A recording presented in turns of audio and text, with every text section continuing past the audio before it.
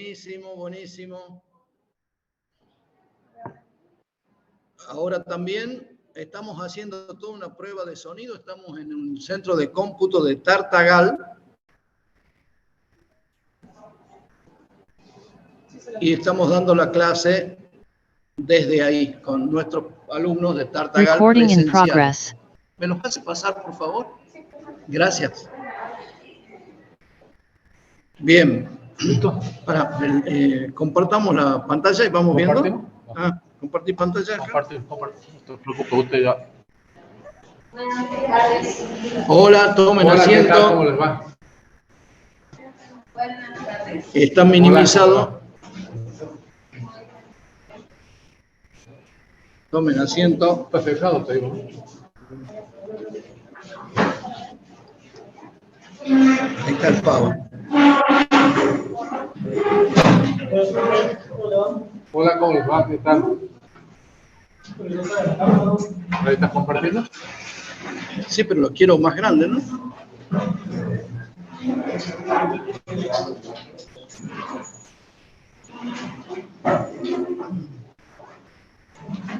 ¿La ves ahí bien o no? Sí. Me gustaría...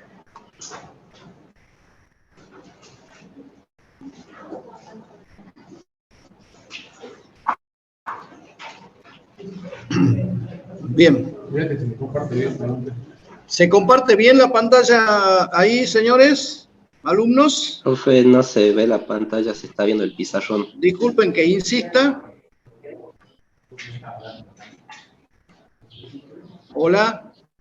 Hola, profesor. Hola. Hola. Habría que ponerla más, está como para un costado la pantalla. ¿Me escucha, contador Jacet? Nuestros alumnos nos escuchan. Profesor. Contador. Buenas tardes a todos. Gracias por venir. Qué lindo poder renovar una vez más el contacto presencial. Profesor. La tecnología será maravillosa, pero nunca podrá reemplazar totalmente los atributos, los méritos que a nosotros de lo que no es nos el escucha, contacto presencial. Parece que no, profe. Sepan ustedes que yo les voy a hacer preguntas y les voy a ver la cara. Profe. Y me voy a dar cuenta cuando no entiendan. Y me voy a poner contento cuando sepa que sí entienden. Entonces, esas pequeñas cosas no son fáciles. Quiero agradecer la presencia del contador Ibarguren, que está conmigo hoy en Tartagal y mañana también, porque hemos aprovechado para hacer una sesión, digamos, múltiple, ¿sí? Dar clases de impuestos 1 y de impuestos 2 desde Tartagal para nuestros alumnos. Estoy esperando que me confirmen si ustedes ven bien para que yo pueda avanzar con la clase. Profesor, hola.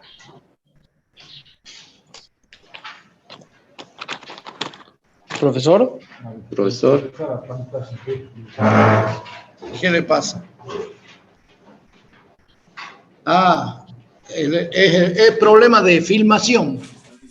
Sí, no, estamos escuchando. Ahí se ve bien.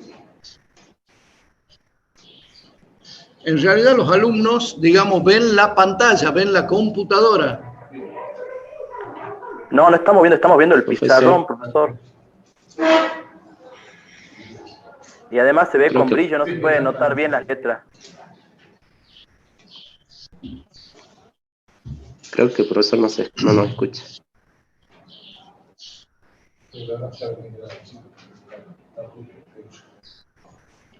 Tenemos mucho apoyo técnico, pero tenemos también muchísimas dificultades. Dificultades que tuvimos en la clase anterior, que fue de impuestos 2, de que se nos cortó varias veces, digamos, internet. Empezamos a dar en un aula que el aire acondicionado hacía cortocircuitos y que no se reparó a tiempo, entonces no podíamos directamente, la verdad, no se podía trabajar. digamos, desde ahí. Ustedes están muy acostumbrados al calor de Tartagal. Algunos todavía nos falta aprender a tolerar. Esta clase en realidad es continuación de la anterior. Nosotros tenemos que partir de un concepto y llegar a otro concepto. Nosotros vamos a hacer una pequeña síntesis y un recordatorio de ganancia bruta, ganancia neta, para entrar a lo que es el tema de la clase de hoy, que es analizar algunas deducciones. Tenemos que llegar hasta ciertas deducciones, que hoy, digamos, están en el artículo 85 de la ley, ¿sí? Para ello tenemos que conceptualizar ganancia bruta, ganancia neta, gastos, deducciones, dentro de deducciones generales, deducciones especiales, ¿sí? Y también vamos a entrar en la casuística, digamos, o la temática de algunas de ellas muy particulares. Parto de esto porque siempre tenemos que tener este concepto. El impuesto a las ganancias grava la ganancia neta. No quiere gravar el ingreso, quiere llegar al hueso. Y llegar al hueso es llegar a la ganancia neta. ¿Qué significa ganancia neta? Y es la diferencia de la ganancia bruta menos lo que son las deducciones admisibles. ¿Admisibles por quién? Admisibles por la ley. La ley admite que se reste de un indeterminado ingreso algún tipo de conceptos. ¿Está bien? Y así cuando quiere, permite que se reste, y cuando la ley no quiere, no lo permite. Directamente prohíbe su deducción. ¿Entienden? O sea, pero el objetivo tiene que estar siempre claro. ¿Qué grava el impuesto a las ganancias? La ganancia neta. Pero la ganancia neta no es la ganancia neta sujeta a impuestos. ¿Ok? En el medio hay conceptos que hay que deducir. ¿Está bien? Para recién aplicar la alícuota del impuesto sobre la ganancia neta sujeta a impuestos. Un buen asesor impositivo es aquel que dentro del marco legal, esto es, cumpliendo con toda la normativa, cumpliendo con todos los preceptos legales, hace que su cliente tenga la mejor economía en materia de tributación. Nadie está obligado a pagar impuestos. No es un deber patriótico pagar impuestos de más. Tiene que pagar lo justo y tiene que pagar el contribuyente dentro del marco legal de su determinación. ¿Está bien? Insisto con esto del marco legal, porque alguien le va a decir, ¿cuánto tenés de honorario? 1000. Bueno, declaremos 100 pesos. No, eso no es lo que se enseña. ¿Está claro? Eso es una mentira burda y de patas cortas, y es un suicidio del profesional y del asesor del profesional y del cliente. ¿Está claro? En realidad lo que tiene que saber el liquidador de impuestos, hoy el asesor tributario, es cómo manejar todos los conceptos que la ley le da al contribuyente para que su liquidación de impuestos dé lo más bajo posible. Si la ley me permite, por ejemplo, para el que alquila un inmueble, que deduzca la amortización del inmueble, si yo no aprendí cuando estudié impuestos que la amortización del inmueble era deducible, ¿sí? ¿Qué voy a hacer? ¿Cuál es el costo de mi torpeza? Que mi cliente tribute más impuestos del que corresponde. ¿Entienden? Entonces, vamos a llegar al concepto de ganancia neta sujeta a impuestos. Cuando hablamos de la ganancia bruta, ¿dónde está la definición de ganancia bruta? En cada una de las distintas categorías. Hay distintas categorías de rentas en el impuesto a las ganancias. No es lo mismo el que trabaja y gana su sueldo, ¿sí?, que el que alquila inmuebles, que es por oposición la renta más pasiva. ¿Entienden? ¿Qué hace el que alquila inmuebles? Cede el uso y goce del inmueble y espera con los brazos cruzados hasta que llegue la fecha de cobrar y no hace nada, no transpira la camiseta. Por eso distinguimos también dentro de las 4 categorías de rentas, que hay 2 categorías que son rentas sudadas, ¿sí?, de la traducción del inglés, significa hay que transpirar la camiseta para ganar la renta. ¿Quién más transpira que un empleado en relación de dependencia? Y bajemos un poquito un escalón, el que actúa un profesional independiente, por ejemplo. ¿Está bien? Es renta de cuarta categoría y tiene una deducción especial para distinguirla de esa no sudada que es la renta de capitales, que es la de segunda categoría, o la renta de inmuebles, que es la de primera categoría, donde no hay que hacer demasiado esfuerzo para obtener la renta. Hay que sentarse a esperar. Si nos tocan a elegir, todos quisiéramos ser el señor Barriga del Chavo. ¿Es así? Que es el que cobra la renta. Sí. ¿Perdón? Contador Ibarguren se arregla de todos los problemas técnicos. ¿Me siguen? ¿Estamos mal? ¿Vamos bien? Bueno, lo que vamos a analizar ahora es todo este tipo de conceptos que son las deducciones. Y dentro de las deducciones, como concepto amplio de algo que resta, algo que deduce, algo que achica la ganancia, hay dos conceptos fundamentales, el de gasto necesario y el de deducciones admitidas. Gasto necesario y deducciones admitidas. Ustedes van a tener el material, lo tienen el material en la plataforma Moodle. Así que la idea es que escuchen mucho, atiendan mucho y escriban poco. Bien, y a su vez, dentro de las deducciones tenemos, ustedes saben, las generales y las especiales. ¿Dónde está toda la normativa esta? Ya lo vimos, estaba en el artículo 23, que lo remito a su lectura, que dice que para establecer la ganancia neta hay que restar de la ganancia bruta los gastos necesarios. Y después llegar a la ganancia neta sujeta a impuestos. Ya lo vimos en la clase anterior. Les mostré que tenemos un esquema, ese esquema se distingue si es para una persona humana, que tenemos que determinar la renta, o es para un sujeto empresa, ¿sí? O por ejemplo una sociedad, en realidad lo que llamamos nosotros una sociedad de capital.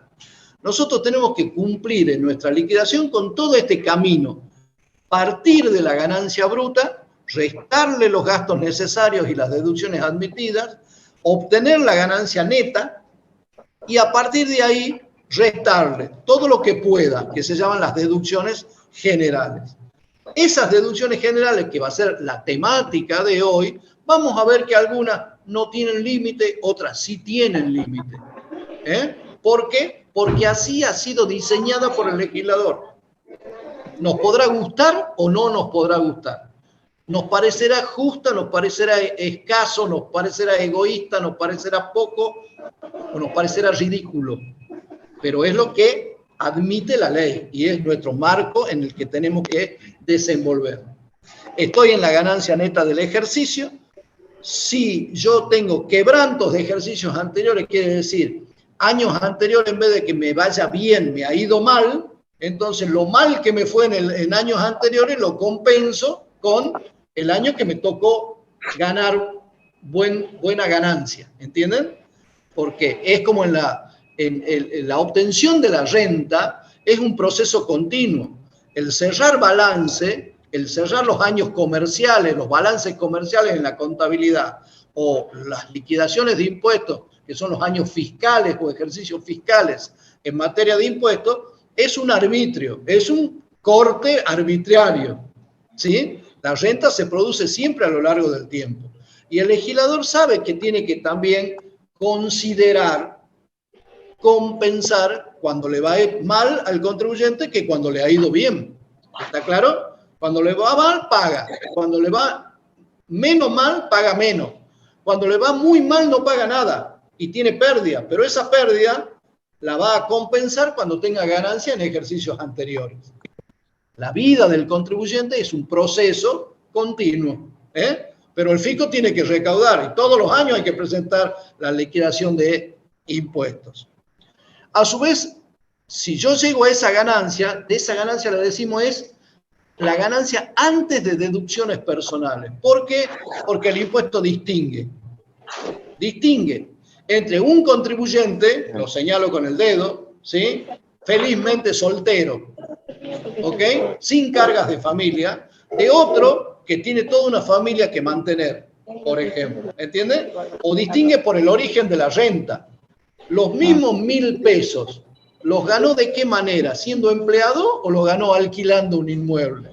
¿Me entiende? Si lo ganó transpirando la camiseta, le vamos a dar un poquito más que pueda restar, dice la ley, para distinguir. Por eso decimos que el impuesto a las ganancias es un impuesto personal. Personal. Analiza las condiciones personales de los contribuyentes. ¿Ok? Nos distingue si la renta fue obtenida en el exterior, si fue obtenida en el país, etcétera, etcétera.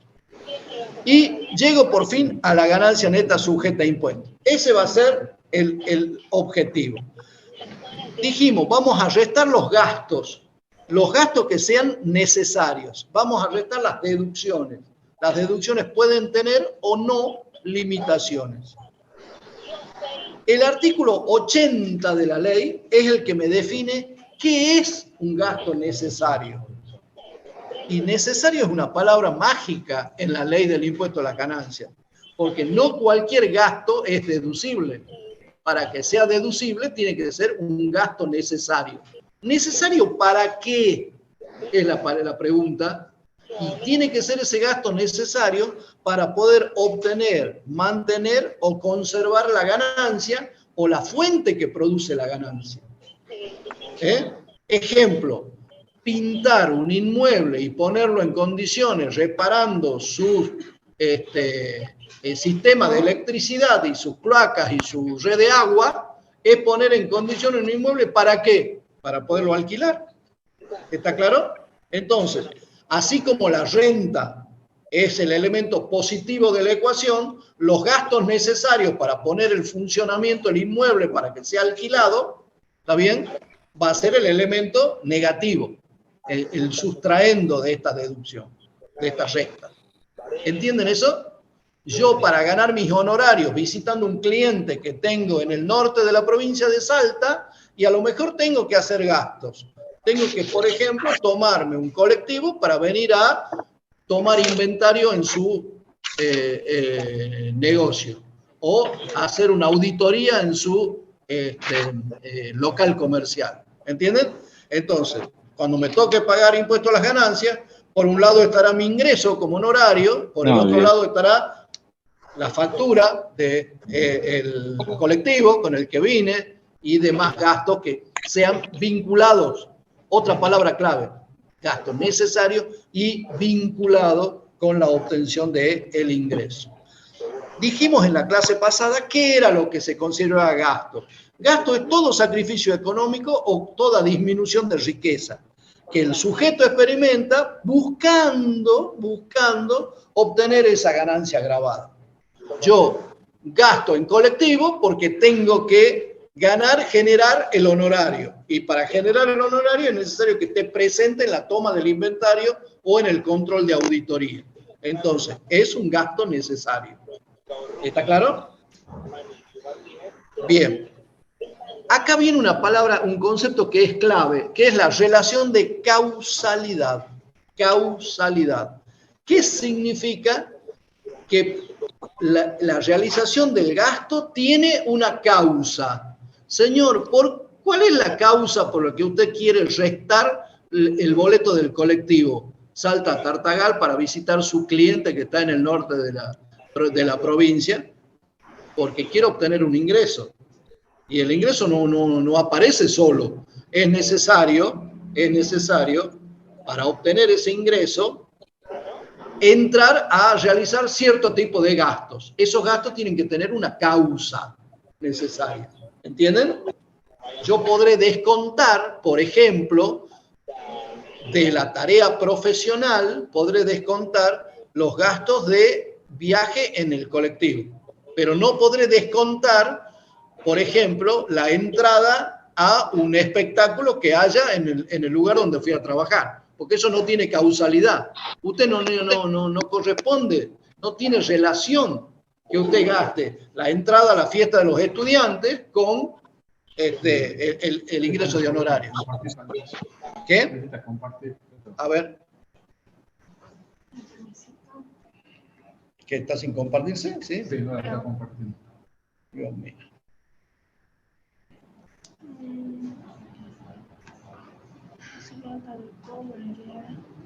¿Cuál? Es.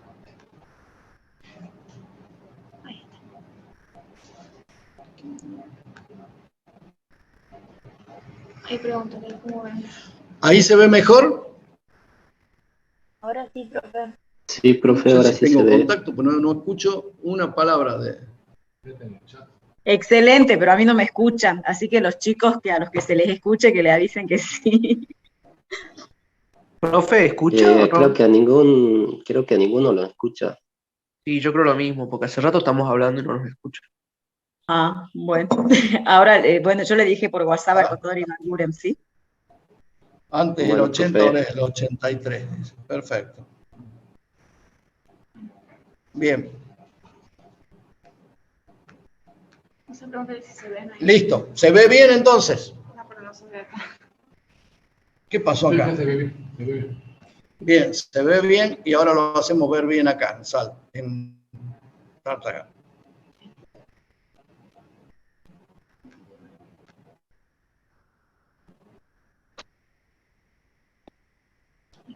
Muchas gracias. De nada.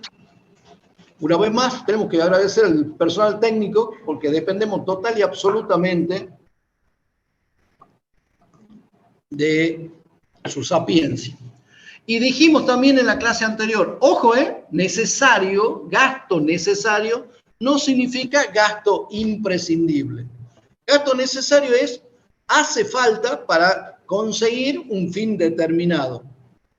¿Está bien? No puede venir la AFIP a decirme, usted ese gasto no lo puede restar. Mire, usted sabe que para hacer el trabajo de la auditoría que tiene contratado en el norte argentino ha viajado 4 veces. Usted no era necesario que viaje 4 veces. ¿Sabe qué? Con que viaje una sola vez bastaba. Así que descuente un comprobante y los otros 3 no. De ninguna manera. Es el contribuyente el que define qué es lo necesario. Yo si tengo un negocio que vende ropa, puedo tener un vendedor o 4 vendedores. A lo mejor soy totalmente ineficiente teniendo 4 vendedores. ¿Está claro? Pero si pago esos sueldos y se vinculan con la intención de ganar dinero vendiendo ropa, ¿entienden? Entonces podré deducir como gasto necesario la remuneración del personal, sus respectivas contribuciones patronales y demás. Pero la relación de causalidad es el nexo entre gasto y obtención del ingreso grabado por el impuesto a las ganancias. No cualquier ingreso. Para que un gasto se reste del ingreso, ese gasto, para ser restado o deducido, debe vincularse con una renta gravada. ¿Está claro? Si el gasto no se vincula con la renta gravada, por ejemplo, saco las entradas para la fiesta de la primavera, no tiene nada que ver con la obtención del ingreso, con un trabajo de auditoría, ¿entienden? Entonces no lo podré deducir. Pero cuidado, porque a veces hay algunos gastos que se vinculan a la vez con ganancias grabadas y con ganancias no grabadas o ganancias exentas, que no es lo mismo, ¿está bien? No grabada quiere decir el impuesto no las alcanzó nunca, y exentas es que el impuesto las alcanza, pero después una misma norma de la misma naturaleza y jerarquía exime de la gravabilidad, ¿ok? Entonces, si un gasto se vincula indistintamente o conjuntamente o concomitantemente con ingresos grabados y con ingresos exentos, ¿está bien? Solo podré deducir una proporción. ¿En qué medida se calcula la proporción? En función de la causalidad. Habrá que determinar esa proporción más adelante. Bien. Vamos avanzando. Requisitos para computar un gasto, también lo vimos. El gasto debe ser necesario, no debe ser una liberalidad. Esto es, una liberalidad es un acto del contribuyente que no se vincula, no tiene nada, ningún tipo de relación con ganancias grabadas. ¿Está bien? Por ejemplo, un gasto necesario para quien vende gaseosa, ¿sí? Puede ser, no sé, hacer publicidad de su propio negocio, ¿sí? Pero regalar esa gaseosa a los amigos no tiene ninguna vinculación con el propósito posterior de venta. ¿Está claro? Si lo está haciendo con fines publicitarios, podríamos decir, está haciendo la publicidad, la promoción para que después el que pruebe le guste y compre. ¿Está claro? Entonces, hay que buscar esa siempre la regla de la causalidad. Para gastar, debe ser vinculado con ganancias grabadas para poder deducir un gasto, debe ser necesario, debe estar vinculado, dijimos, debe tener respaldo documental. No se admite en una declaración jurada la deducción de conceptos que no tengan respaldo documental. Yo gasté para poner en condiciones el inmueble que quiero alquilar 10.000 pesos. Y la AFIP me va a decir, ¿en concepto de qué? Y no sé, gasté, le pagué a un muchacho que vino, el otro que lo acompañaba, y después compré pintura, y después compré otras cosas en la ferretería. Señor, comprobante. ¿Está bien? Comprobante. Y vamos a ver después, cuando nos toque analizar rentas de primera, que hay un caso especial ahí para analizar en la renta de primera, ¿sí? Donde se puede deducir algunas cuestiones menores, ¿sí? Sin la exigencia de esos comprobantes que se llaman gastos presuntos. Lo vamos a analizar en la primera categoría. Dijimos también en la clase anterior que para que un gasto pueda ser deducido, debe cumplir con un requisito que no está en la ley del impuesto a las ganancias, está en otra ley que se llama la ley anti-evasión, la 25.345. ¿Qué significa la ley anti-evasión? Que el gasto, ¿sí?, no debe haber sido abonado si es superior a 1.000 pesos. Cuando la ley se sancionó eran 1.000 pesos, que eran $1.000. ¿Está claro? Hoy es 1.000 pesos, o sea, $3.50. ¿Estamos de acuerdo? Bueno, si supera hoy, siguen siendo 1.000 pesos porque la normativa no se ha modificado. ¿Está claro? Ese gasto, la AFIP lo puede impugnar. El contribuyente, como le mostramos acá, fue a la justicia y llegaron fallos hasta la Corte Suprema. El más famoso y conocido es el fallo Mera, en donde declara la inconstitucionalidad de la ley anti-evasión por las consecuencias que trae, que es la falta de razonabilidad, ¿sí? Y afecta la capacidad contributiva. En realidad lo está haciendo pagar sobre el ingreso si no lo deja deducir un gasto, aunque el gasto hubiese sido pagado en efectivo. ¿Está bien? Pero hay que probar que es un gasto real. Todo esto es la lucha contra las facturas apócrifas, por supuesto. Tiene un porqué la normativa, pero bueno, hay que seguir analizando esos temas. ¿Tomó tema? Dijimos, el gasto hay que restarlo de la fuente, si el gasto es de primera o de tercera, así como la renta se imputa por lo devengado, la deducción se imputa también por ese mismo criterio, ¿sí? Y si el ingreso es de segunda o de cuarta, ese ingreso se imputa por lo percibido y por ende el mismo criterio con el que se imputan los ingresos es con el que deben imputarse los gastos con los cuales quiero achicar, deducir, aminorar el ingreso. Por supuesto que hay deducciones especiales en cada caso, que son características especiales. Yo ahora quiero entrar a analizar que es el artículo 85 de la ley. Y los invito a que busquen el articulado. Esta práctica debe ser permanente. ¿Sí? ¿Qué dice el artículo 85 de la ley?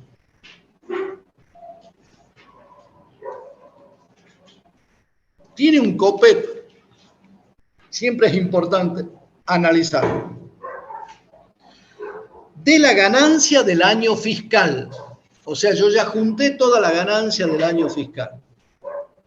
Cualquiera sea la fuente de la ganancia, no importa de dónde viene, si es de cuarta, de primera, si tiene segunda más primera y más cuarta, etcétera, etcétera.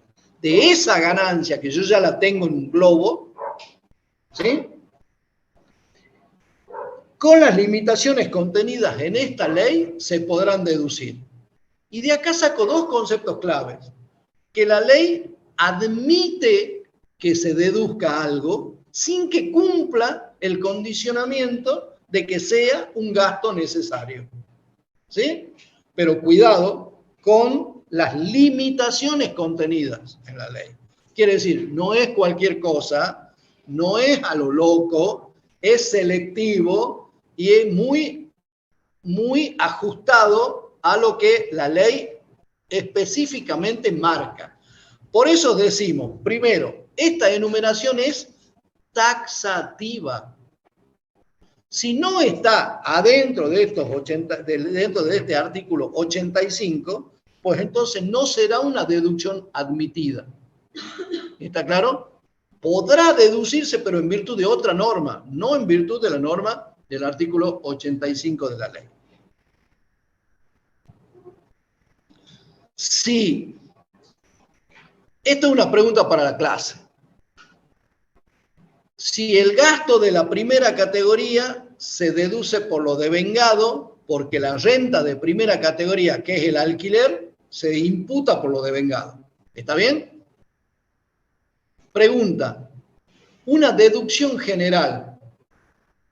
Ya juntó todas las netas, todas las categorías. Una deducción general no es de una determinada categoría. Yo ya superé la etapa de las categorías. ¿Está claro? Una deducción general no es de primera, segunda, tercera o cuarta. Eso está en el análisis de cada renta. Entonces, ¿cómo se podrá deducir? Y la respuesta es fácil. Cuando una deducción admitida no es imputable a una determinada fuente de ganancia, entonces solo, repito por tercera vez, solo se puede deducir por lo percibido. Y no está bien que yo diga que se deduzca por lo percibido. El término correcto es que se deduzca por lo pagado, porque el ingreso es lo que se percibe.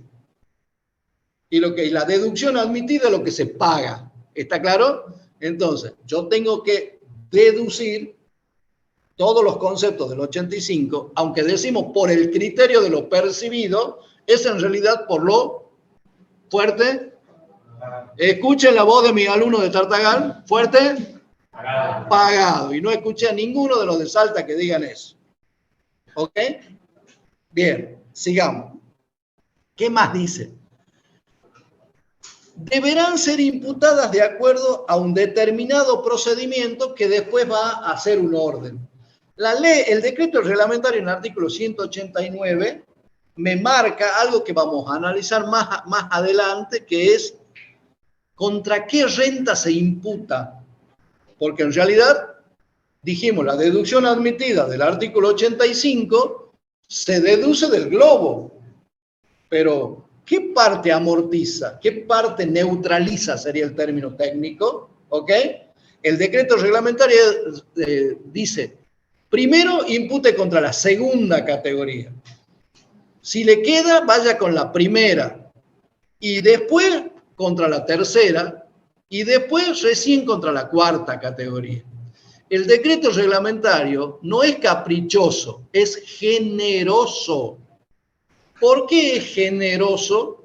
Porque lo que me está diciendo es, si usted anula primero la renta no sudada, que es la de segunda y la de la primera, la renta remanente que le va a quedar después que reste todo lo que tenga para restar, lo que le quede, su fuente, su origen, su naturaleza, va a ser de una renta sudada, ya sea de la tercera o de la cuarta. Y por ende va a tener una posibilidad de computar una deducción especial del artículo 30, inciso C, deducción especial. ¿Está claro? Entonces, ese orden ya lo vamos a ver más adelante. Vamos a analizar unas cuantas de estas. Ustedes tienen el material y hay mucho para leer. Tenemos gastos de sepelio, intereses de deuda, seguros de vida, donaciones, fondos de jubilaciones, las amortizaciones de ciertos bienes inmateriales, la plata que pagamos a las obras sociales y a las coberturas, a las instituciones que brindan cobertura médico-asistencial, los honorarios por servicios vinculados con la salud, los alquileres de inmuebles destinados a casa, habitación, los seguros de retiro, y le ponemos en el último renglón, fíjense que no está dentro del artículo 85 de la ley de ganancias. Es más, no está dentro de la ley de impuesto a las ganancias. Algo que se puede deducir de la liquidación del impuesto a las ganancias, que son los pagos de las remuneraciones y sus respectivas contribuciones de, ahí pusimos servicio doméstico, pero sepan que la correcta determinación es personal de casas particulares. ¿Ok? Vamos a empezar a analizar los gastos de sepelio. Fíjense que la ley dice, mire, usted sin ir al articulado, ¿sí? Porque esto es desde ridículo hasta jocoso. Si usted tiene gastos de sepelio y ese sepelio corresponde al causante o a alguien que es su carga de familia, gastos de sepelio, y de esos gastos remarcamos solamente los gastos incurridos en el país, entonces usted va a poder deducir una determinada suma. ¿Cuánto? Y lo leo bien y digo, tengo que correr la coma, algo pasa, 996 pesos, ni siquiera 1.000 pesos de hoy, un billete de 1.000, sí. ¿Saben por qué? Porque esa norma, ¿desde cuándo está? Se mantiene fija desde el año 1992. Y hubo un montón de reformas en la ley de impuestos a la ganancia y nadie tuvo la sinceridad de decir, che, esto que no corra más, lo saquemos de la ley. No quieren pagar ese costo político. De decir, hemos eliminado deducciones del impuesto a las ganancias. ¿Me entienden? Entonces, ¿qué hacen? Neutralizan por el efecto de inflación. Dejemos quieto un importe fijo en la ley. ¿Entienden? En 1992, vuelvo con el versito, eran $996.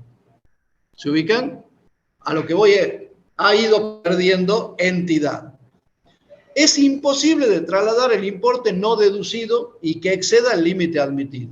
¿Está bien? El contribuyente fallece, los gastos de sepelio son 7.000 pesos, solo puede deducir en su declaración jurada como causante de la sucesión, ¿sí? Solo puede deducir 996,23. Y el resto, los 4.000 y pico, nada. El resto no lo puede deducir. Primero, porque no tiene causalidad. ¿Está bien? Y segundo, porque ha llegado al límite, al tope de la ley. El tope de la ley era 996,23. ¿Entienden? Suena absurdo. Repito, ¿para quién es? Contribuyente, para las personas que representen para él cargas de familia, y hay una limitación que el gasto de sepelio solamente debe ser incurrido en el país, no trasladable. Hay otro caso que analicemos de nuevo, seguros en caso de muerte, ¿sí? Está bien definido. Nosotros somos los que lo nombramos mal y lo llamamos seguros de vida, ¿sí? El siniestro es la muerte del asegurado. Entonces, ¿cuánto puede deducir?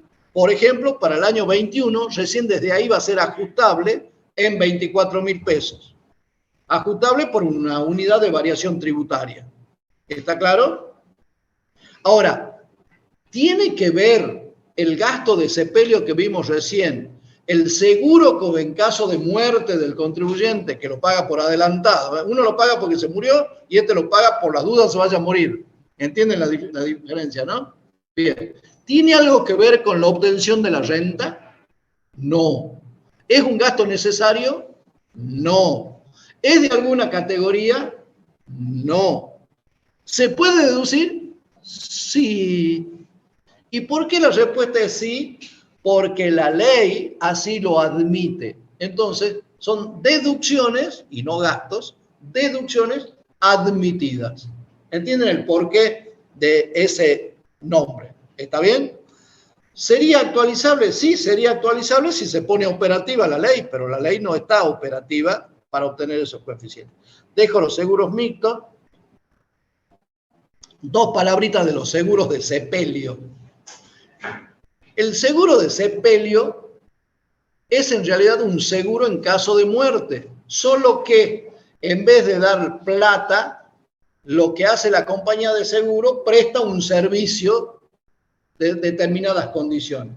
El que paga un gasto de sepelio es deducible. ¿Está claro? Porque la característica del gasto del seguro de sepelio es que es un seguro de vida. Y me corrijo ahí nomás sobre el pucho, pero lo digo solo a los fines didácticos. Es un seguro para caso de muerte. ¿Está claro? Solo que la característica es no le doy plata a los deudos, la compañía no le da plata, sino que le presta un servicio destinado especialmente a un fin que es ni más ni menos que cumplir con eso. Quiero tocar este tema que es crucial. Intereses. A ver, ¿cuándo un contribuyente paga intereses? Cuando ha contraído una deuda. Pero el patrimonio del contribuyente es universal. O sea, a ver, yo tengo un ingreso determinado y dejo de pagar determinadas cuentas. ¿Por qué dejo de pagar determinadas cuentas? Porque me olvidé, porque quiero, o porque no me alcanza el dinero, o porque he privilegiado algunas sobre otras. ¿Está bien? Entonces, hay una problemática. ¿El interés se puede deducir? ¿Ok? Hay un problema, parece que nos están pasando las filminas. A ver, no me diga que se salió de nuevo. A ver, confírmame. No se lo ven. ¿Eh? No la están viendo. A ver, llamala a la chica, ¿te animas? No estamos. Bien, voy a seguir, digamos, con los comentarios de la clase, sin perjuicio de que algunos no pueden ver las filminas. No la ven de Santa. Bien. Se quedó ahí solo. Por eso, después igual sepan que la tienen, simplemente quiero comentar la teoría sobre la deducibilidad de los intereses. A ver, ¿se pueden deducir los intereses? Si ustedes se van al artículo 85 y empiezan a analizar desde el primero hasta el tercer párrafo, desde el primero hasta el tercer párrafo, van a ver que los intereses de deudas, las actualizaciones de las deudas, los gastos originados en la constitución de una deuda, en la renovación de una deuda, en la cancelación de una deuda, se pueden deducir. Pero cuidado, ojo, depende qué deuda. ¿Está claro? A ver, si yo tengo un determinado gasto, he contraído una deuda, por ejemplo, saco un crédito para irme de vacaciones a Miami, al Mundial, lo hagamos más lindo, al Mundial, y lo pago en 12 cuotas. ¿Puedo deducir el viaje al Mundial? No tiene nada que ver con la obtención de ganancia agravada. Estoy hablando de mí. Si yo fuera periodista deportivo, ¿entiendes? Si yo fuera entrenador de fútbol, y habría que pensarlo, si viajar no es un gasto necesario para poder obtener el día de mañana algún ingreso, porque ahí aprende, porque ahí se vincula, porque ahí asiste a charlas, hace publicidades, no sé. ¿Entienden? Pero hablemos de la persona media, de nosotros los mortales. Ir al Mundial, ¿sí? Ese gasto no lo puedo deducir. Pero los intereses de mi tarjeta de crédito con el que financié el viaje al Mundial, tampoco lo puedo deducir. ¿Está claro? Por más que la ley diga, se pueden deducir los intereses de deudas, La deuda tiene que haber sido contraída ¿para qué? Para la obtención de un ingreso. ¿Está claro? Entonces, vamos a analizar primero, ¿qué es lo que se puede deducir? Los intereses. Por favor, muchas gracias. Acá viene el servicio técnico a socorrernos. ¿Por qué? No pueden visualizar y se sale y ya nos ha pasado en la clase anterior de impuestos 2. Hicimos compartir. Lo voy a cerrar un ratito, sí. Bueno, solo un minuto, por favor, que estamos con el servicio técnico. Ese es.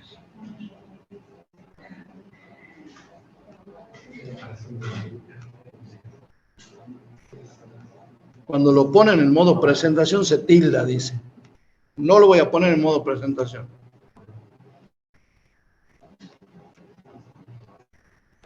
Ahí lo pueden ver.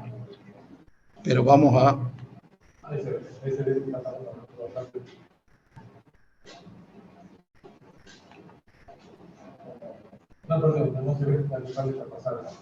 Vamos acá, acá estamos. ¿Los chicos pueden ver? No sé, ¿se puede ver ahí? No la están viendo. Se vieron que entra la primera, cuando la pusiste, pero bueno, pasa, no la ves pasar. En opciones de presentación no lo pongas como modo presentación. Duplicar presentación.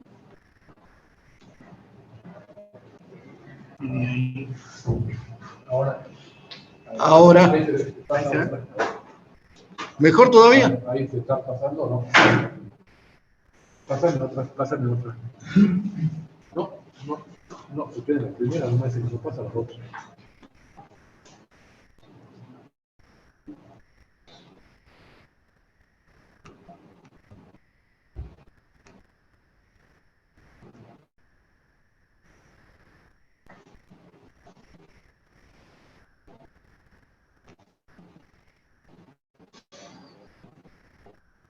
Y así tampoco se ve. A ver, ¿estás viendo ahí eso, no?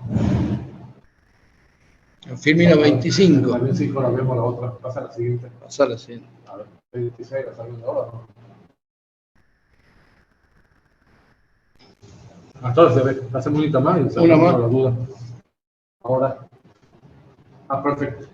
Sí, no la tengo, pero yo la propongo. Bueno.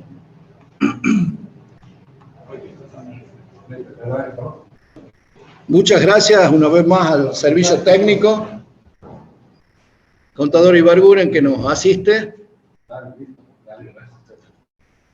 Bueno, volvemos al comienzo, nos volvemos a concentrar. Los intereses. Qué difícil es encontrar la causa por la cual se pagan intereses. Sin embargo, la ley, en el artículo 87, admite la deducción de los intereses. Admite la deducción de los intereses que provienen de dónde? Y de deuda, sin duda. ¿Está bien? Pero también admite la deducción, no se olviden, no solamente de los intereses, sino los gastos originados por la constitución de la deuda que generó los intereses. Por ejemplo, saco un préstamo y me hacen firmar una hipoteca. Tengo que pagar el impuesto de sellos. Tengo que pagar los gastos de certificación de firma. ¿Todo para qué? Para que el banco me preste plata. ¿Se puede deducir esos gastos? En principio, y después vamos a ver, en principio, por ahora, digamos que sí. Para constituir la deuda, para renovar la deuda o para cancelar la deuda. Se vinculan solamente, cuidado, por ahora, decimos que la deducción va a ser admitida y es del artículo 85, inciso A, cuando la persona que contrae la deuda, que genera los intereses, es una persona como nosotros. ¿Cómo son las personas como nosotros? Humanas. Personas humanas. Y la prolongación fiscal de la persona humana, que es su respectiva sucesión indivisa. En el caso de las personas humanas, lo que hay que aplicar acá es otro principio que se lo presento, que se llama el principio de afectación patrimonial. Principio de afectación patrimonial. Si yo saco una deuda para comprarme una computadora que la utilizo en mi estudio profesional, todos los intereses de la deuda serán totalmente deducibles, porque yo afecté ese patrimonio que acabo de adquirir, ¿está bien? Esa deuda, que es parte del patrimonio, porque es negativo, el patrimonio es una diferencia entre bienes y deudas, ¿no? ¿Se acuerdan? ¿Ok? Bien. Esos intereses son totalmente deducibles. Ahora, si saco un préstamo y esa plata la utilizo siendo contador público para irme al Mundial de Fútbol, no podré deducir nada. ¿Por qué? Porque no cumple ¿con qué? Con la causalidad. ¿Está claro? Y la pregunta es, ¿y si saco 100.000 y una parte compro los pasajes y la otra parte me compro la computadora? Y entonces, bueno, una parte será deducible como si fueran dos préstamos distintos, ¿entiendo? La parte que corresponda sí, la otra no. Vuelvo al concepto que vamos a repetir hasta el cansancio, la relación de causalidad. Entonces, bueno, si no lo puedo definir, ahí voy a tener un prorrateo.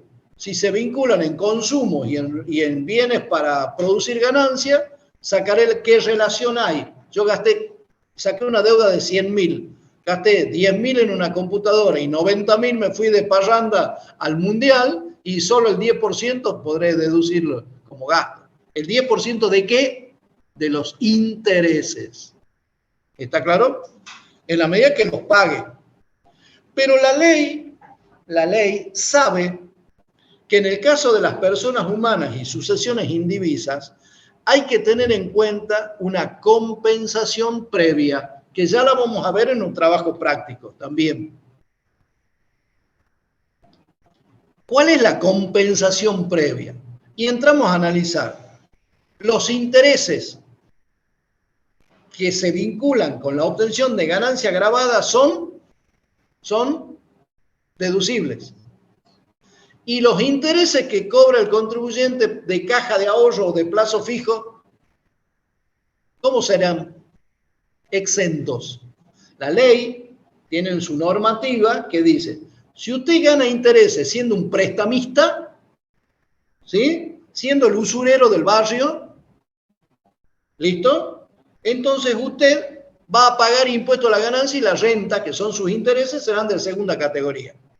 Pero si el contribuyente gana intereses poniendo su plata a plazo fijo, esos intereses de plazo fijo, de un banco que esté dentro del circuito legal, financiero, ¿sí? Regido por el Banco Central, entonces esos intereses están exentos.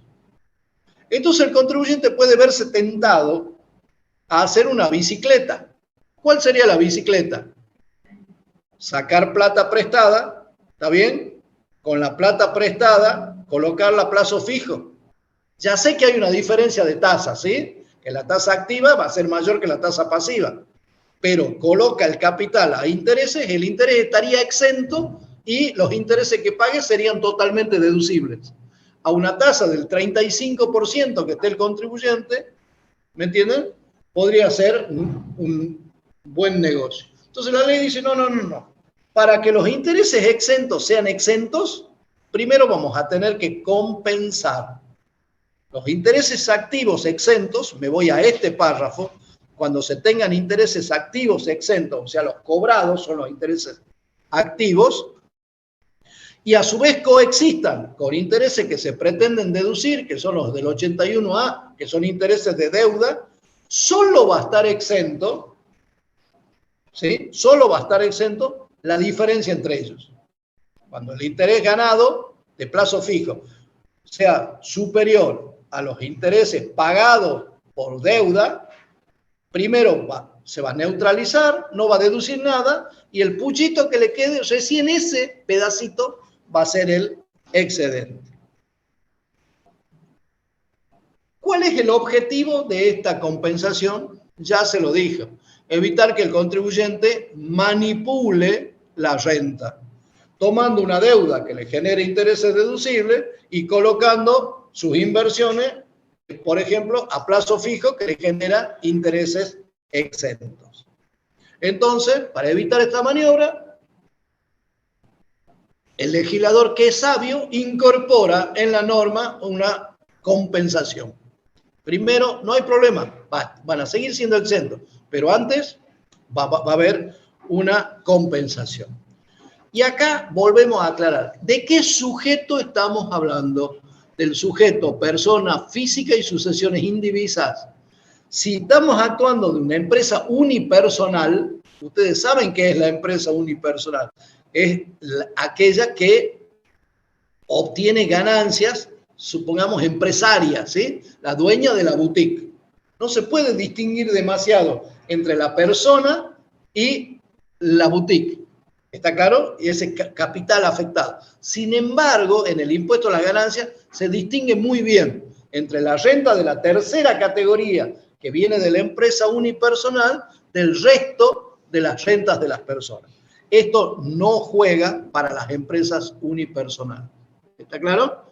Es para otro tipo de rentas. Eso ya lo vamos a analizar, lo anticipamos en la tercera categoría.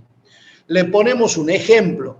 Si los intereses de plazo fijo están exentos por 12.000 y los de caja de ahorro también están exentos por 4.300, el contribuyente tendría 16.300 pesos de intereses exentos. Pero si compra una computadora para el estudio profesional y paga intereses por 13, ¿cuál sería la tentación? Los 16.300 están exentos y encima deduzco de los honorarios, ¿sí? Los intereses que pagué por la compra de la computadora. Entonces la ley dice, no. Solo va a estar exento la diferencia. ¿Cuánto eran los intereses activos, o sea, los que ganó? 16.300. ¿Cuál es lo que pretende deducir? 13.000. No. No solo no va a deducir nada, sino que solamente le va a quedar exento los 3.300 pesos.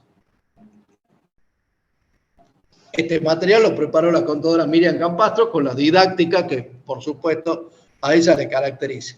Y acá tienen el caso Alberre, ¿sí? Esto significa 16.300 son los activos, pero los intereses que pagó son superiores a los 16.300, son 23.000 pesos.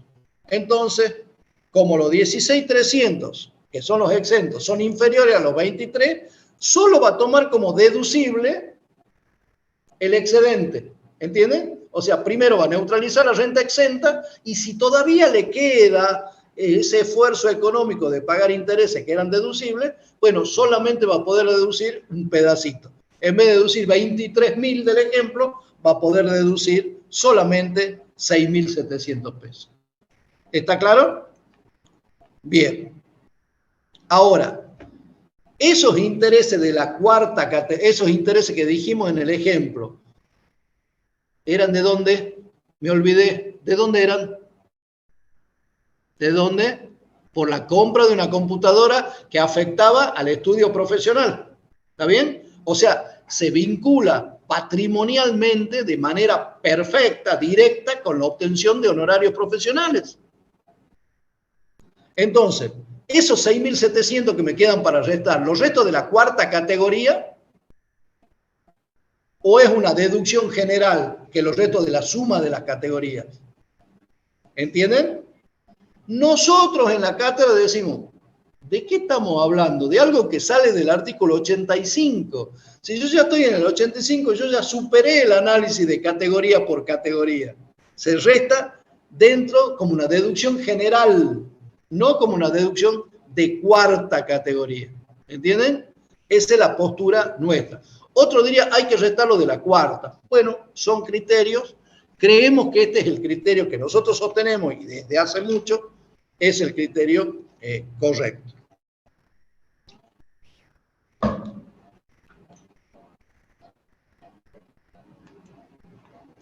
¿Qué pasa si los intereses son hipotecarios? Y ese crédito hipotecario ha sido otorgado, el banco le otorga el crédito para que compre o para que construya un inmueble, pero con un fin determinado que lo marco muy en colorado. ¿Cuál es el fin determinado? Destinado a casa habitación del contribuyente o del causante. ¿Se ubican? Hay un crédito, tiene vinculación. Si tiene vinculación, con ganancias grabadas se puede deducir.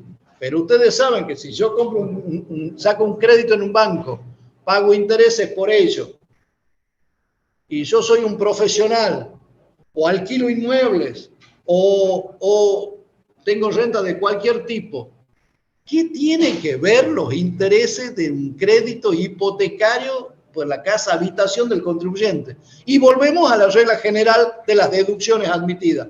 No tiene nada que ver.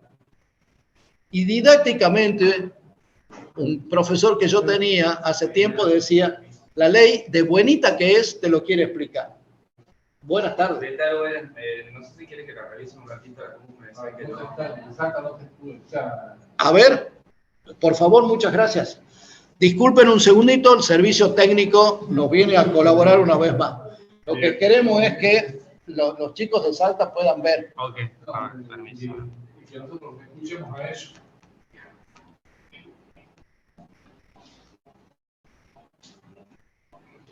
Nosotros no lo podemos escuchar a ellos. Tenemos, A ellos no los escuchan. tenemos escuchan, 271. Mira, están todos, por supuesto, ahí, sin voz. Pero ellos... habría que preguntar si pueden habilitar el micrófono. Pero están escuchando bien la clase. Hola, Pero profe, no. Diana, ¿no me escuchas? profesor, ¿Sí se escucha bien, profesor. profe? Dice que se está viendo bien, pero no dice si se escucha. ¿Cómo dice? Dice que sí se ve bien. Sí se pueden ver, vemos y escuchamos. Bueno, Pero nosotros a ellos no los escuchamos. Sí, ¿pueden encender ustedes el micrófono o Alguien, no? claro, alguien Hola, enciende el micrófono, hola. por favor, hable para ver si podemos escuchar nosotros. vemos y escuchamos, ustedes no nos escuchan. Sí, está habilitado. Sí están hablando, pero no llega acá. ¿No será que el micrófono de la computadora está en cero? A ver. Sí, No, no. ¿Este no es? no. Sí. Altavoz está en 100. Pero, por ejemplo, aquí debería figurarme quiénes tienen habilitado el micrófono. Claro. Nadie tiene habilitado el micrófono, pero lo podrían habilitar. Profe, ¿nos Hola, escucha? hola, hola. Profe, Ahí, hombre, Luis Miguel Mendoza está hablando. pero Miguel no Mendoza sé. está hablando, pero no lo escuchamos. profe, Profe, ¿nos escucha? Vemos acá.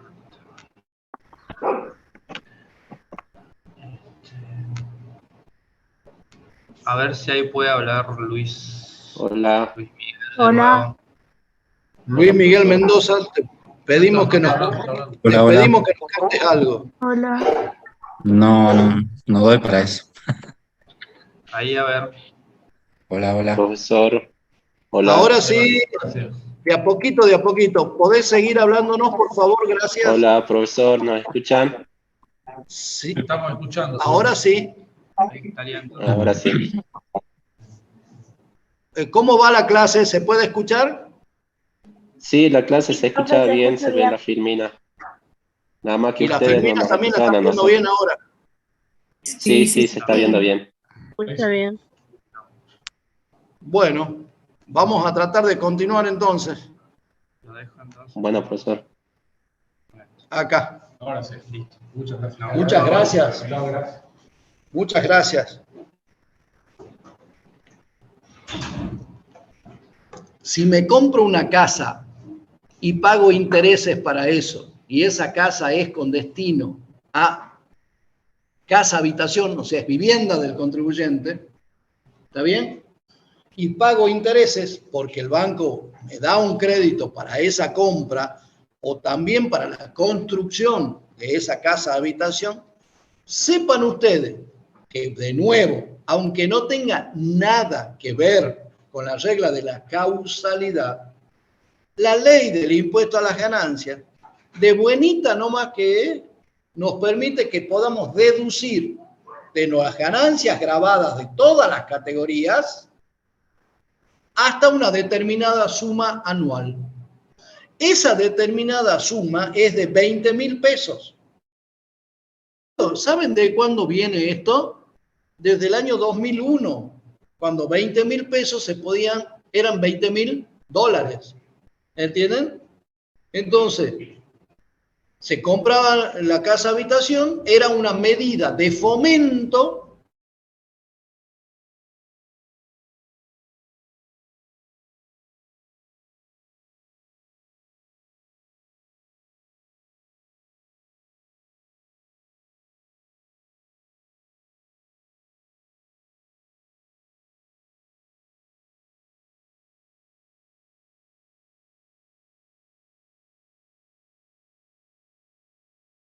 compensación entre intereses activos e intereses pasivos. Y la pregunta del millón es, ¿y estos intereses, lo de las casas habitación, también tienen que ir a la compensación?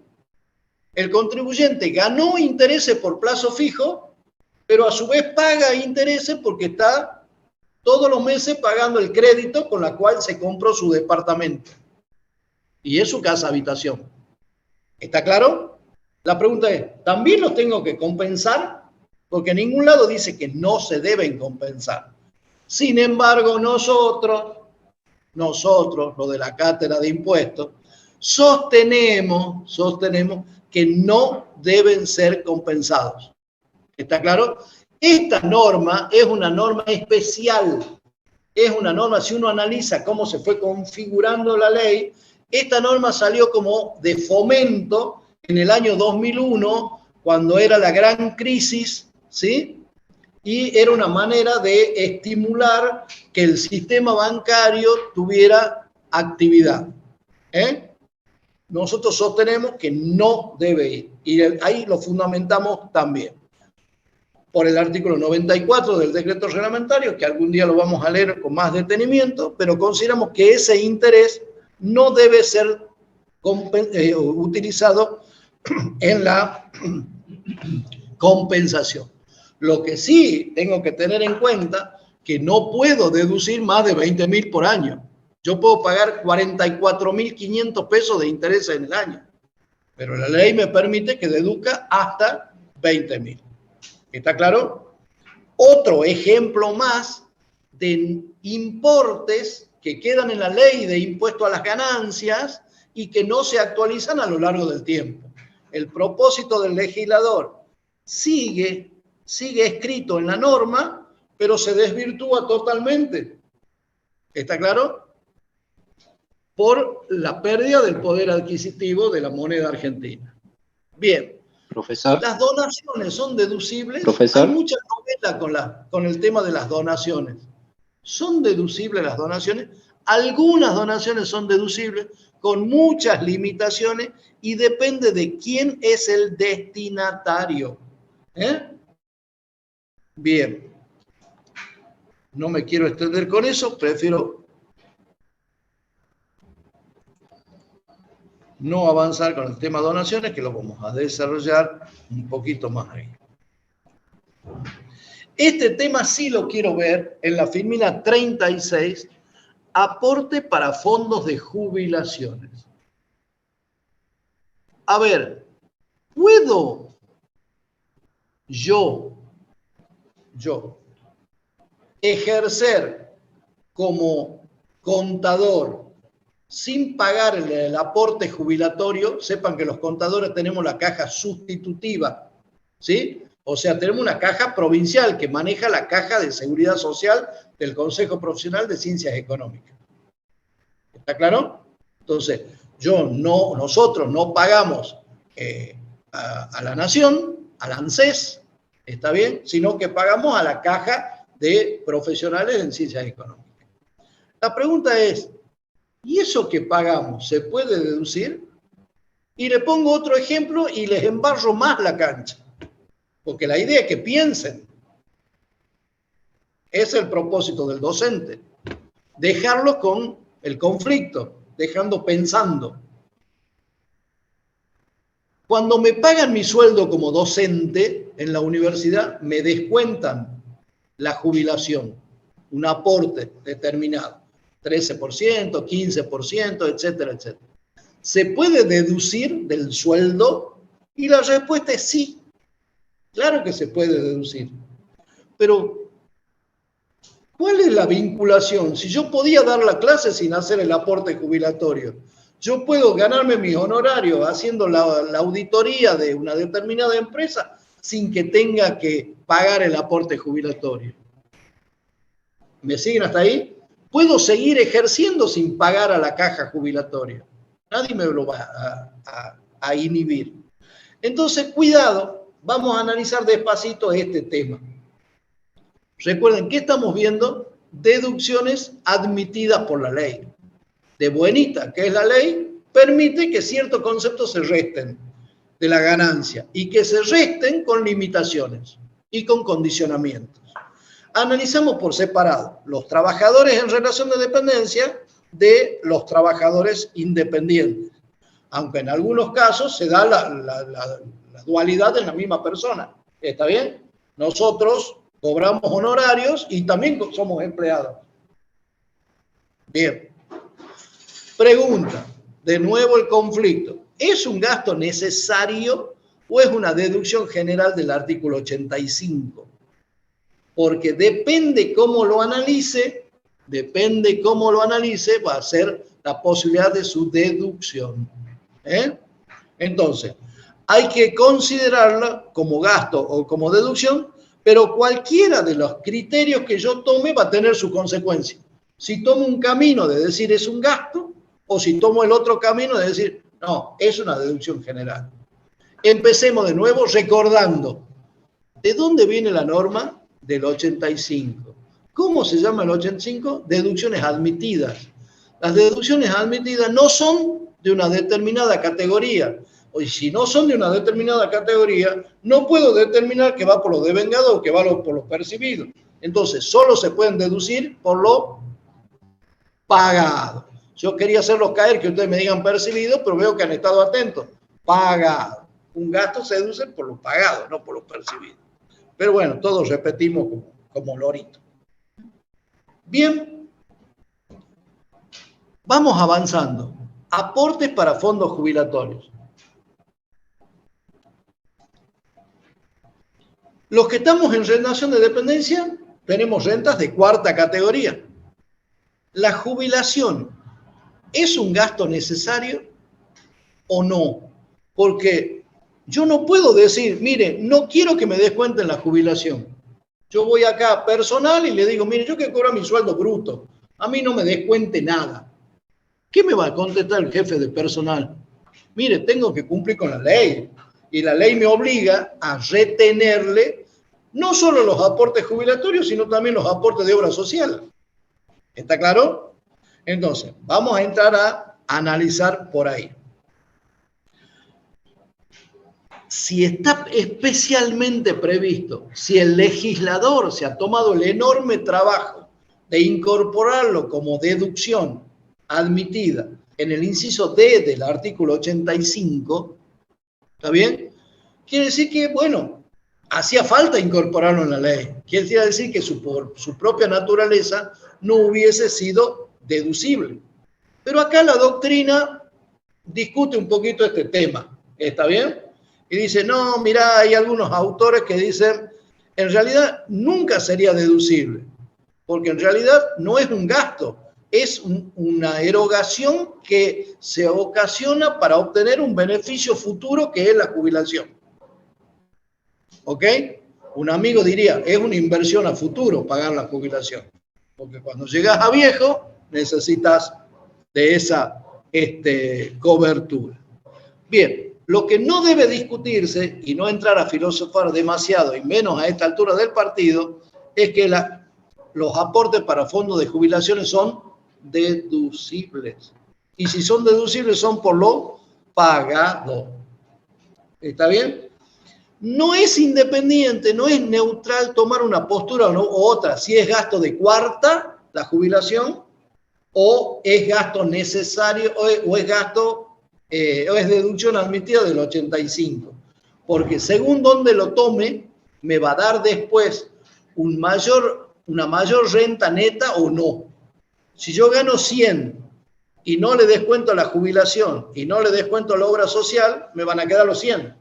Y después voy a tener una deducción del artículo 30 que dice, como usted es empleado y transpira la camiseta, puede considerar una deducción admitida hasta tanto. En cambio, si yo voy por el otro camino, cuando comparo, en vez de comparar 100, ya comparo 100 menos 17 y menos 3. ¿Entiendes? Ya comparo 80. Entonces me queda menos para ser neutralizada por la deducción especial. Esto lo van a ver ustedes en ejemplos que tenemos en los casos prácticos, al solo efecto de que lo entendamos bien. Y distinguimos la jubilación de los trabajadores autónomos. Ustedes saben que a mí me gusta decir, no sé si tengo razón o no, pero a mí me gusta decir, es el impuesto más difícil de recaudar para la AFIP. Los aportes de autónomos, ¿está bien? Porque en general los contribuyentes son reacios a pagar, a hacer ese tipo de aportes, que son obligatorios, claro que son obligatorios. ¿Ok? Bien, en el caso de los autónomos, ustedes sepan que igual se puede ejercer la actividad aunque no se pague esa obligación.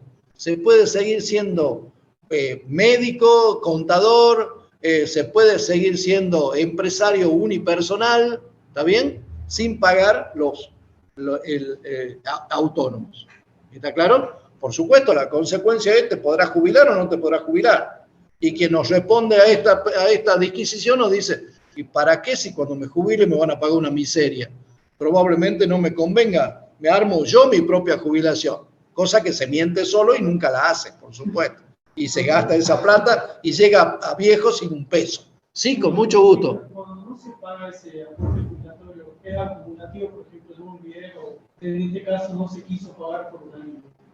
¿Ese aporte jubilatorio luego sea acumulable o puede decir si lo pagamos o no y después yo decir si lo damos o no? No, vamos por orden. Hacer la pregunta para todos que escuchen. La pregunta es de nuestro alumno de la última fila del sector plateas, ¿sí? Es ¿qué pasa cuando no se paga? Sepa que si no se paga, la AFIP puede exigirlo, pero en realidad son muy pocos los casos en que la AFIP salió a reclamar la deuda de autónomos. Los pocos casos que yo he visto siempre han sido de sujetos concursados. Entonces les reclaman impuesto a las ganancias, el IVA, los aportes de la seguridad social como empleador, otro tipo de impuestos y también autónomos. ¿Está claro? En general, no. El problema del no pagar autónomos es que siempre se debe el importe de la categoría vigente. Esto es, si yo dejo de pagar, no es que dejé de pagar 3.190 pesos, por darle un número. Dejé de pagar un periodo mensual. Y cuando lo quiera pagar a ese hueco dentro de 3 años, ese periodo mensual que estoy debiendo lo tengo que pagar a los importes vigentes a la fecha de pago, que puede ser probablemente el triple. Con un agravante, me van a cobrar al valor actualizado a la fecha de pago, pero con los intereses sobre el valor actualizado desde la fecha de origen de la deuda. ¿Por qué? Porque hay un artículo 10, la ley 24.241, que dice que es sobre los valores vigentes. Y esa palabra vigente es lo que admite a que se actualice y encima se cobre intereses desde el nacimiento de la deuda. Por eso se transforman en impagables. Y si son impagables, son incobrables. También, ¿ok? Y vienen los grandes problemas que conocemos con el tema de autónomo.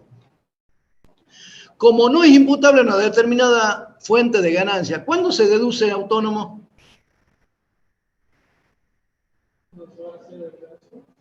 Pero ¿cuándo qué condición debe cumplirse para que pueda deducir autónomo?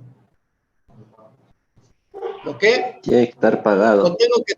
Lo tengo que tener pagado. Muy bien. Aquí escuché la participación de un salteño, lo reconocí por el acento, ¿vos sabés? De Salta Capital. Tiene que estar pagado. No nos salimos del tema. ¿Dónde estamos? En el 85. Condición, pagado.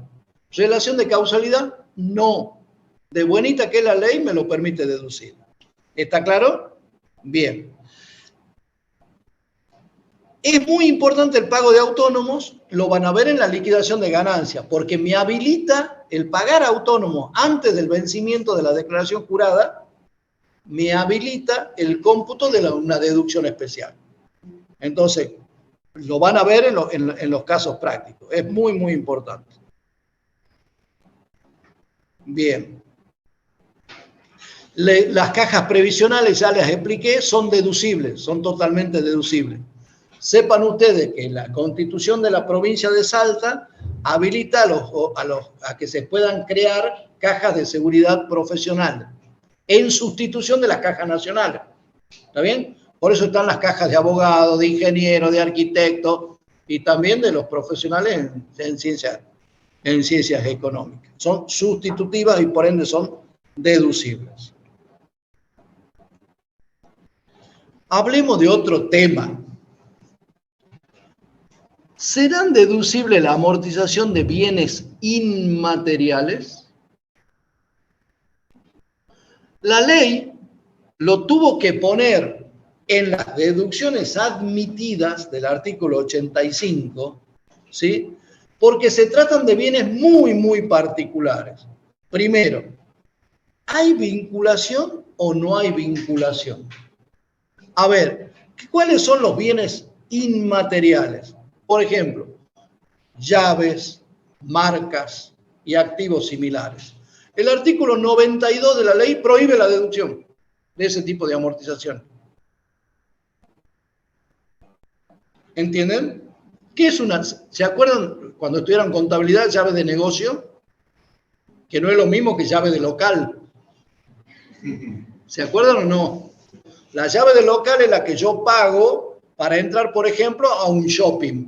Entonces, mi primer contrato vale 100.000 pesos por mes. Pero como es mi primer contrato, yo para que entre y me den la llave del local, tengo que pagar un plus, un bono, un adicional, un abre puerta, diría yo, de, no sé, 5 meses. ¿Entienden? Esa es la llave del local. La llave del negocio es otra cosa. Es comprar el valor de un negocio en funcionamiento. O sea, pagar algo adicional por algo que ya está funcionando, donde el todo es más que la suma de las partes. ¿Está claro? Entonces, la llave del negocio es un bien inmaterial, ese mayor valor que se paga. Bien, la ley dice, esto no se puede deducir. Así como hay un artículo divino, que es el 85 de deducciones admitidas, hay otro artículo divino también, que es el de deducciones no admitidas. ¿Está bien? Y ahí hay que analizar cada tema, por qué está. No interesa que lo sepan de memoria, interesa que sepan qué es lo que busca el legislador o qué es lo que el legislador busca evitar. ¿Ok? Entonces, primero, las llaves, las marcas y los activos similares, como bienes de ese tipo de bienes inmateriales, no se pueden deducir. Pero cuidado, la amortización de bienes inmateriales que sí se puede deducir es solamente aquellas que tengan, lo que marco ahí en azul fuerte, un plazo limitado de duración. Si alguien compra una patente, por ejemplo, para hacer determinados medicamentos, ¿está bien? Y esa patente sirve para que lo fabrique durante 10 años y nada más, ¿está bien? Tiene un plazo de vida limitado. Entonces, eso se puede amortizar. Porque, ¿qué es amortizar? Amortizar es distribuir el costo en el tiempo. Pagó 1.000, le dura 10 años, tiene que imputar a cada uno de los ejercicios beneficiados con la inversión el valor de la pérdida proporcional a el plazo de duración. Solo que el plazo de duración en este caso es limitado. ¿Está claro?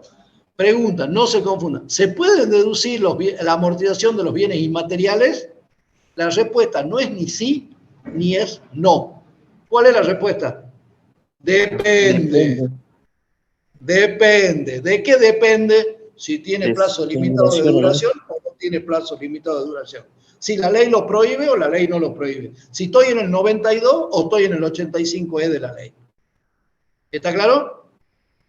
En más de una vez, la mejor de las respuestas, el que más sabe es el que más dice depende. porque es el que analizó todas las circunstancias. ¿Ok? Hablamos de la jubilación, hablemos de los aportes a obras sociales. ¿Se pueden deducir los aportes a obras sociales? Y la respuesta es sí. ¿Y qué tiene que ver con la generación de la ganancia gravada? Lo digo hasta el cansancio. Nada. Pero el legislador, ¿qué quiere?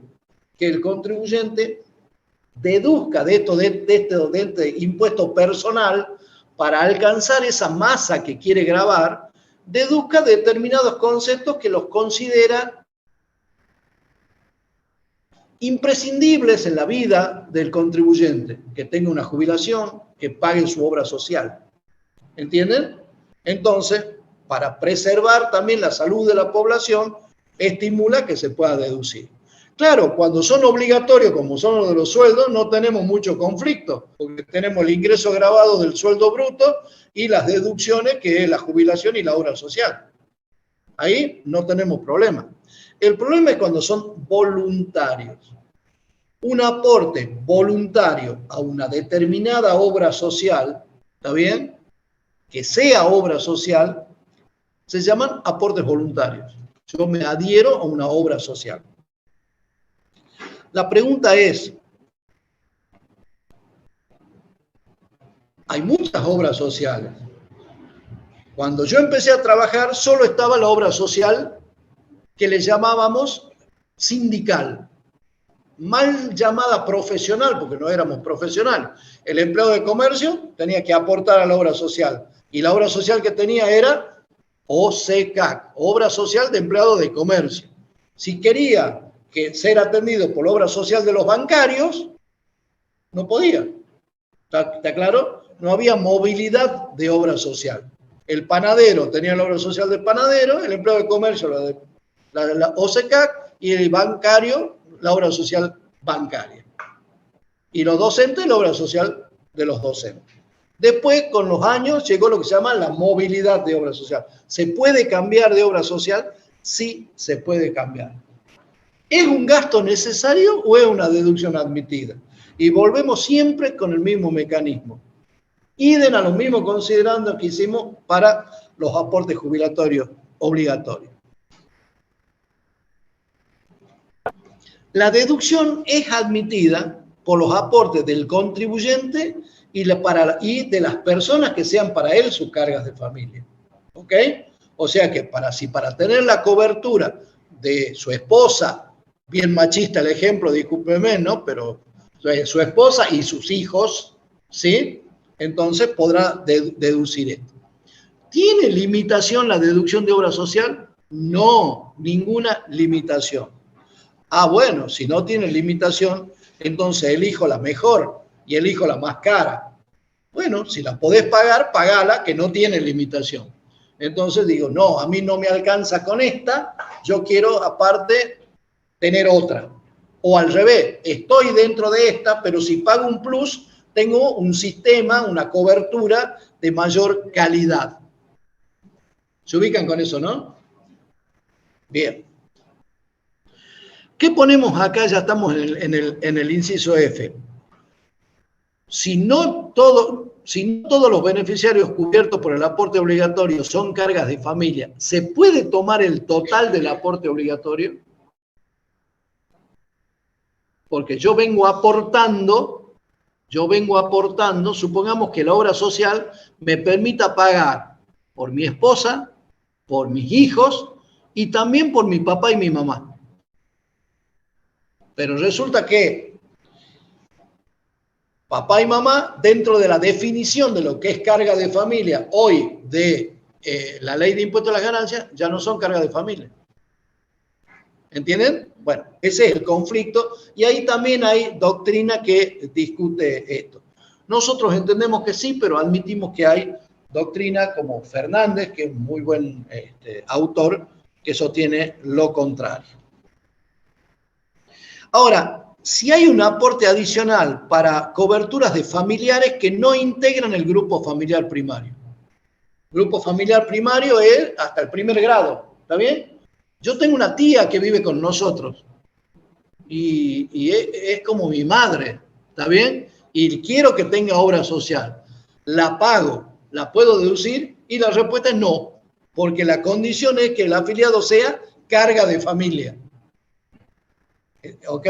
Fíjense por eso la importancia de las palabras de la ley, con las limitaciones que la ley establezca. Y cuando pone limitaciones, son para cumplirlas.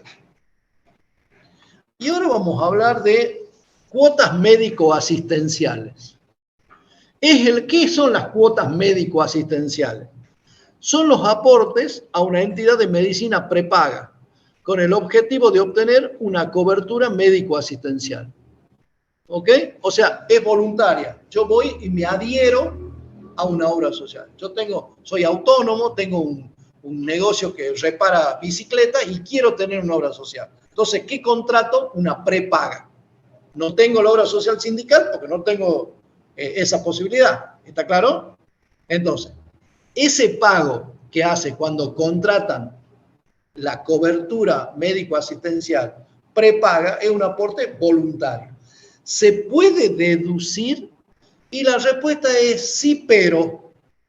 ¿Vieron que hay respuestas? Sí, hay respuestas no. La más sabia de todas es depende. Y ahora viene la sí, pero. Sí se puede deducir, pero, cuidado. Esto que pagué de cuota médico-asistencial, de la prepaga, debe ser para el contribuyente y de nuevo, y su carga de familia. No puede ser de otros más. No, pero está la tía. No. ¿Listo? ¿Tiene tope? La otra obra social no tiene tope. Si yo como docente gano 100 pesos, me descuentan 3. Si gano 1.000 pesos, me descuentan 30. ¿Entiendes? Y todo es deducible, los 3 o los 30. Acá, cuidado, sí tiene tope, porque este es voluntario. Al ser voluntario, le ponen el tope. ¿Cuál es el tope? El 5% de la ganancia neta del ejercicio, antes de considerar algunas deducciones que muy particulares, ya lo van a ver en la práctica. ¿Cuándo se deduce la cuota médica asistencial? Y la respuesta es siempre la misma. Está en el 85, entonces cuando se pague. Miren qué fácil. Unan conceptos, achiquen la cancha, unan conceptos. Todo va a ser deducible cuando se pague. Bien. Sigamos con las cuotas médico-asistenciales. ¿Qué pasa si hay un aporte adicional para mejorar la cobertura asistencial? A ver, yo tengo como docente, ¿qué obra social? Exactamente, la obra social de la UNSA. Y digo, bueno, pero yo quiero mejorar eso. Quiero tener el servicio médico de la mejor obra social. Entonces voy a hacer que los aportes que iban a la UNSA, que no vayan a la UNSA, sino que vayan a esta obra social, y aparte voy a tener que meter plata de mi bolsillo para llegar a ese nivel, a ese estatus, para tener ese nivel de cobertura. Ahí el aporte es mixto. La primera parte es deducible por el primer párrafo del 85, porque es un aporte obligatorio, es lo que me descuentan de mi sueldo, y la plata que yo meto de mi bolsillo entra por el segundo párrafo, que es voluntario. Pero al ser voluntario, tiene limitaciones. ¿Y cuál es la limitación? El 5% de la ganancia neta. ¿Ok? Bien. Sigo porque quiero concluir con dos temitas. Sí, escucho la pregunta, gracias. Una consulta. En el caso de un coseguro, por ejemplo, yo voy al médico y me pide un coseguro para autorizar eso. Veo que por ahí vamos y yo voy al oculista, voy y presento la orden social del coseguro. Sí. Y también me pide además un coseguro. ¿En ese caso eso sería deducible o no? Fíjese el concepto que estamos viendo en la filmina anterior, se llaman cuotas médicos asistenciales. Todo lo que yo tenga para mejorar la cobertura asistencial que me brinde la obra social. En este caso es el costo de la cobertura. Yo ya no puedo deducir eso. Tendría que ir analizando qué es lo que está cobrando. Lo vamos a ver en detenimiento cuando veamos cuarta categoría. Le pido que me la deje pendiente, pero yo me hago cargo de la respuesta, con mucho gusto. No los quiero confundir ahora. Muchas gracias. Quiero terminar con este tema. Honorarios por asistencia, a lo mejor se vincula con esto. Honorarios por asistencia sanitaria. No quiero que confundan el pago a la obra social con el pago al prestador vinculado con la salud. ¿Está claro? Una cosa es lo que yo le pago a la obra social y otra cosa es lo que le pago al profesional, que es prestador de servicios de salud. Entonces, vamos despacito. ¿Se puede deducir, por ejemplo, si yo voy al médico y le pago por la consulta 10.000 pesos, 1.000 pesos, no sé cuánto cobrarán? ¿Se puede deducir o no? Primera pregunta.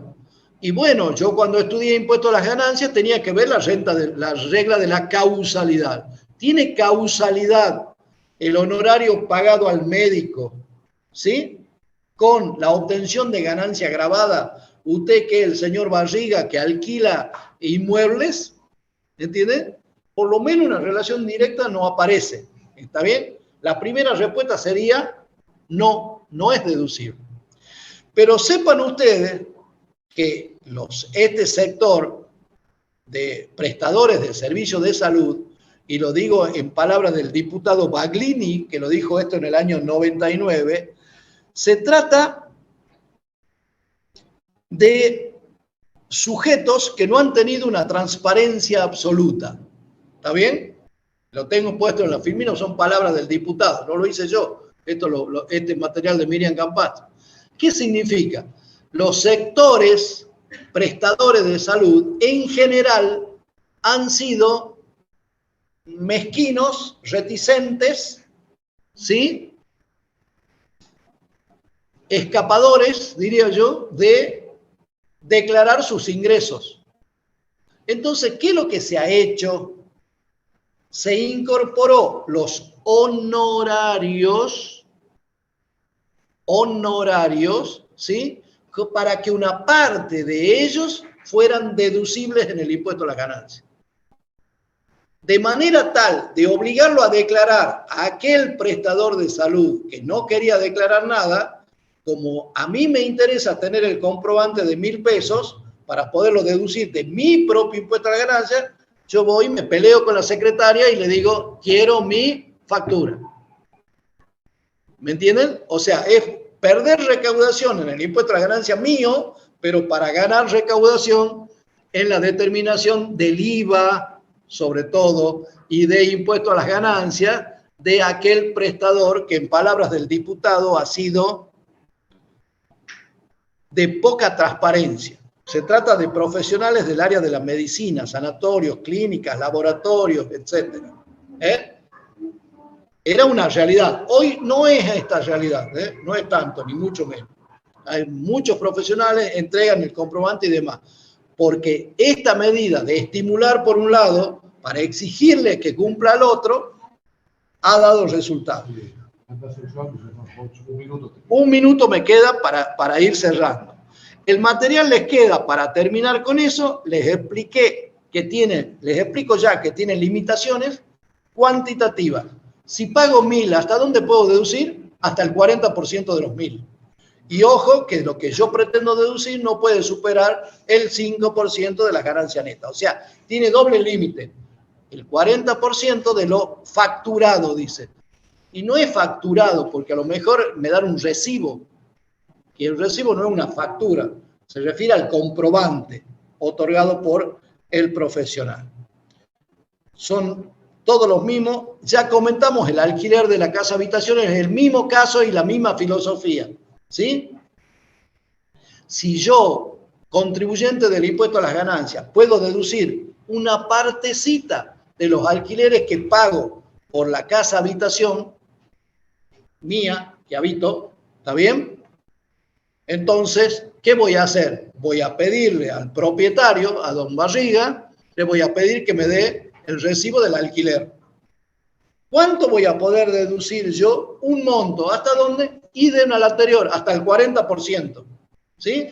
Hay otras limitaciones, ya lo vamos a ver también en la clase práctica.